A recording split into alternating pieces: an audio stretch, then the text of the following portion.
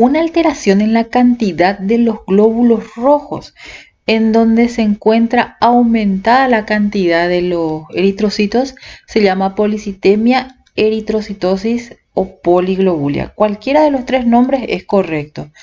¿Cuándo ocurre una policitemia? Cuando hay una alteración de la cantidad de líquido que está dentro del torrente circulatorio o el torrente plasmático. Cuando ocurre ese tipo de alteraciones en el equilibrio hídrico, nosotros denominamos a la policitemia como policitemia relativa. ¿Por qué? Porque no es que aumenta el número de células, disminuye la cantidad de líquidos en donde ellas están circulando y comienza a haber una aglomeración celular. ¿Cuáles podrían ser las situaciones que acompañan a esta policitemia relativa? En algunos casos, junto con la disminución del volumen plasmático circulatorio, hay un aumento de sólidos totales o proteínas plasmáticas. En este caso, la causa o origen de ese tipo de alteración o policitemia está asociado a la deshidratación. Animales con vómito o con diarrea. En otras situaciones tenemos el equilibrio hídrico alterado, pero los sólidos totales no se encuentran aumentados, al contrario, pueden estar disminuidos o dentro del rango de referencia de la especie. Y en el mismo, vamos a decir, en el mismo caso, o el problema final ocurre cuando hay un aumento de la permeabilidad vascular, que significa que hay una alteración a nivel de los vasos sanguíneos que permite la extravasación de líquido o de plasma al espacio intersticial. Esto normalmente ocurre cuando hay quemaduras de segundo o de tercer grado en los animales. En ambos casos, el equilibrio hídrico está alterado y recibe el nombre de policitemia relativa. Pero quiero que recuerden esto, disminuye el plasma y aparentemente aumenta la cantidad de glóbulos rojos circulando, pero es una aglomeración. Otras situaciones que pueden llevar a la poliglobulia son en donde aumenta realmente la cantidad de eritrocitos, pero no disminuye la concentración de plasma. Entonces hay un equilibrio hídrico normal. Nosotros podemos decir o clasificar otra vez estos tipos de policitemia o eritrocitosis en relativa o en absoluta. Cuando hablamos de una policitemia relativa, en el caso en que haya una activa vasoconstricción o una contracción esplénica que libere a los componentes sanguíneos almacenados en el vaso. Y ese vaso, en el momento de una descarga de catecolaminas, lo que hace es contraerse, liberar ese contenido guardado a los vasos sanguíneos y aumentar la volemia. Si nosotros tomamos muestra de un animal después de una vasoconstricción, de una contracción esplénica, vamos a encontrar los valores hematológicos aumentados, no solo la serie roja, también vamos a encontrar aumentados los leucocitos y las plaquetas, pero al disminuir la concentración de catecolamina circulando en sangre, esas células vuelven a sufrir un proceso de marginación y vuelven a ser captadas por el vaso para el momento que sea necesaria una alta demanda de volumen sanguíneo. En otros casos, hay un aumento persistente del número de glóbulos rojos circulando en sangre y ahí nosotros ya denominamos a la policitemia como absoluta. El factor que hace que este parámetro hematológico esté elevado persistentemente es el oxígeno que se encuentra a nivel de los tejidos. Entonces, lo que determina realmente es la presión de oxígeno a nivel tisular. Este oxígeno es el que juega el papel importante en detonar el aumento de la concentración de eritrocitos en sangre. La presión parcial de oxígeno tisular puede encontrarse dentro de los parámetros fisiológicos o normales dentro del animal, pero igual el animal puede tener un aumento de la secreción o el aumento de la síntesis de glóbulos rojos.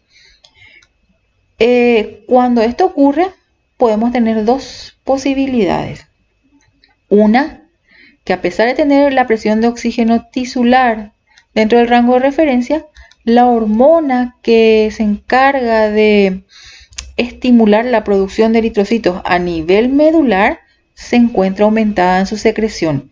Y esa hormona se llama eritropoyetina. Si la eritropoyetina está elevada o aumentada sus concentraciones séricas, eso va a estar asociado al lugar en donde la eritropoyetina se secreta, que son los riñones.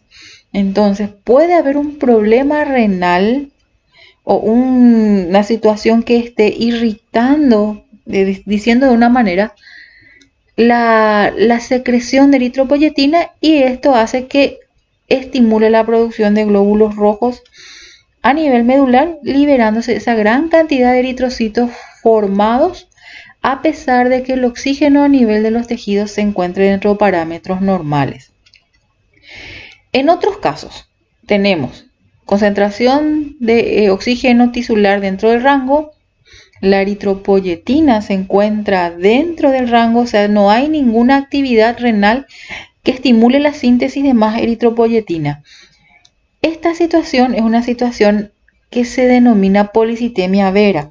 La policitemia vera es una condición genética debido a la presencia de un gen o un alelo autosómico recesivo que aparece en un porcentaje mínimo de la población, y en donde más se ve en los animales es en líneas genéticas del ganado Hereford, en una escasa cantidad de individuos de esa raza. Otros casos pueden encontrarse la concentración de oxígeno tisular disminuida. Al haber poco oxígeno a nivel celular, esto le envía señales a la médula ósea de que necesita más oxígeno, y por ende necesita células que van a transportar oxígeno. Entonces comienza a secretarse la hormona que estimula la síntesis y liberación de eritrocitos a nivel medular. Acá tenemos una eritropoyetina aumentada.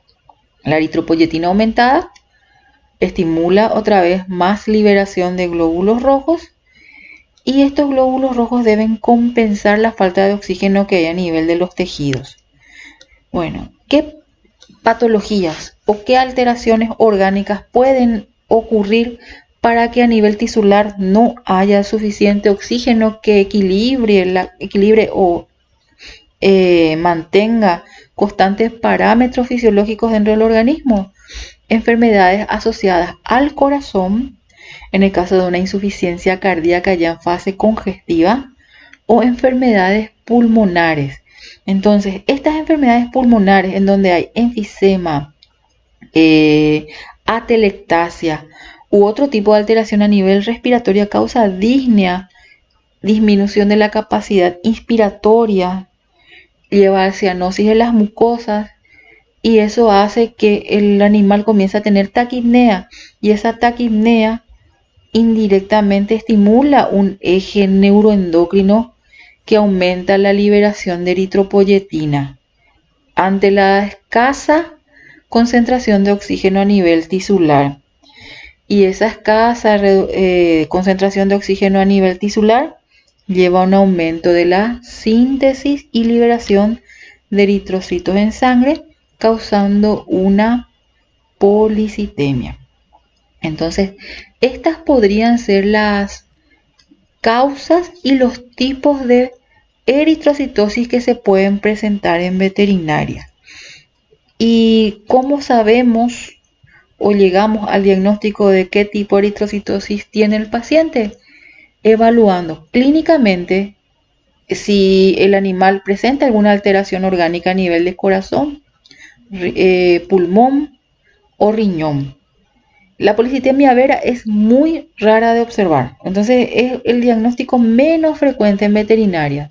Si es un animal que estuvo haciendo ejercicio y le tomaron muestras de sangre inmediatamente después del ejercicio, es muy probable que este tipo de policitemia está asociado a una contracción esplénica. Entonces descartamos esa como causa patológica, dejamos que el animal repose Después de 1 o 2 horas después del ejercicio, podemos volver a tomar una muestra de sangre y comparar los valores posteriores al ejercicio inmediatamente y después de 1 o 2 horas de reposo, y vamos a ver que hay normalización de esos valores. Este sería un apartado de las alteraciones que se podrían presentar en la cantidad de glóbulos rojos.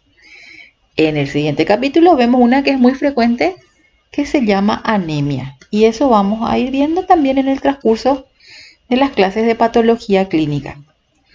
Continuamos entonces con el siguiente